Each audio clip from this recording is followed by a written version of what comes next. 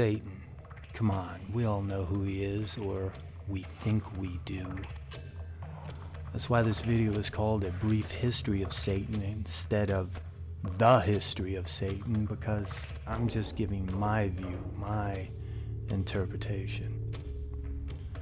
Now, whether you believe he's simply a metaphor or an avatar of the shadow archetype, or a force, a current, if you will, who's had several names throughout history, such as Ahriman, Set, Iblis, the Prince of Darkness, or you believe he's a living, breathing being in some interdimensional realm called hell and has an influence on your life, Satan is, without a doubt, the preeminent entity on the Western left-hand path.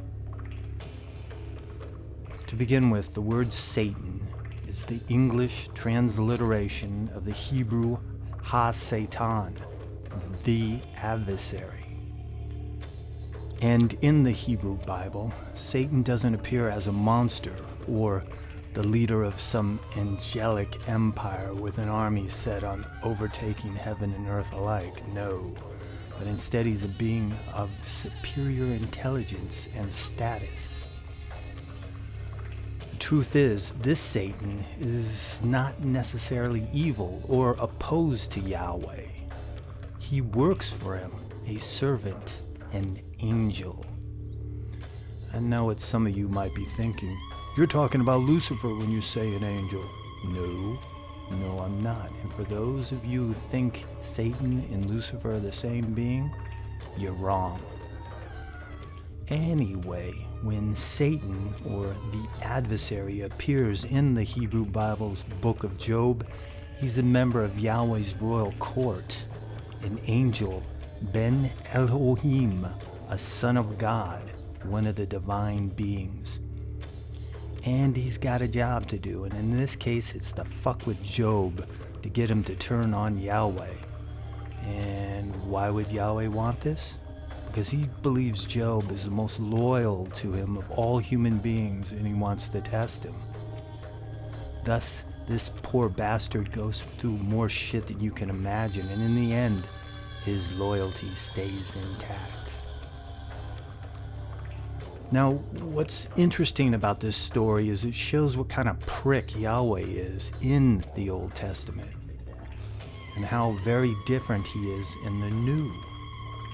In the New Testament, he's this loving God, not some asshole who drowns his children. This is because of the figure of Christ. And because Christ is all good, there now has to be an opposing force, an adversary, if you will. And that adversary could not be Yahweh.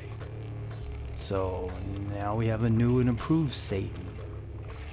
If you think about it from a psychological, mythological perspective, Christ and this version of Satan are like two opposing aspects of human nature, the good and the bad, where in the Old Testament, Yahweh was both.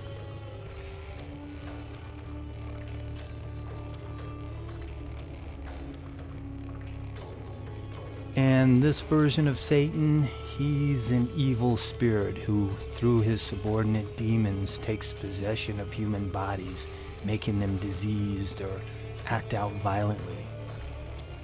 But in the book of Revelation, at the end of the saga between good and evil, the risen Christ returns from heaven to reign on earth. Thus, Satan will be bound with a great chain for 1,000 years, then be released to face final defeat and be cast into eternal punishment. I know what you're thinking. What the fuck? If Yahweh's omnipotent, why is he wasting his time with all this shit? And doesn't Satan know what's going to happen to him? Don't you think he's read the Bible?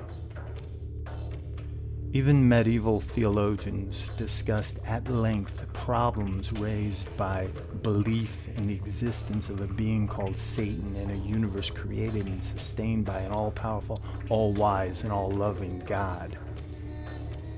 Why doesn't Yahweh just snap his fingers and get rid of him? Back in the 18th century, in the Age of Enlightenment, there was a revolt against belief in the supernatural, and some Christian scholars tended to treat the biblical language as allegory. Simply put, they saw Satan as a mythological attempt to express the reality and extent of evil in the universe, existing outside and apart from humanity, but profoundly influencing the human sphere. But I think we're all aware that that's not what all Christians think. So, where does that leave us, those who walk the left-hand path? Whether you believe Satan is an actual being or not, what he symbolizes, that is what's most important. He is the symbol of the adversary within you. That part of you that first came into being when, after years of Christian indoctrination, you said, "What the fuck?" and began to doubt. The Satan in you that is the adversary to herd-like mentality, blind faith, and ignorance. The adversary to Christian or slave morality, which is a dismissal of healthy instinctive values.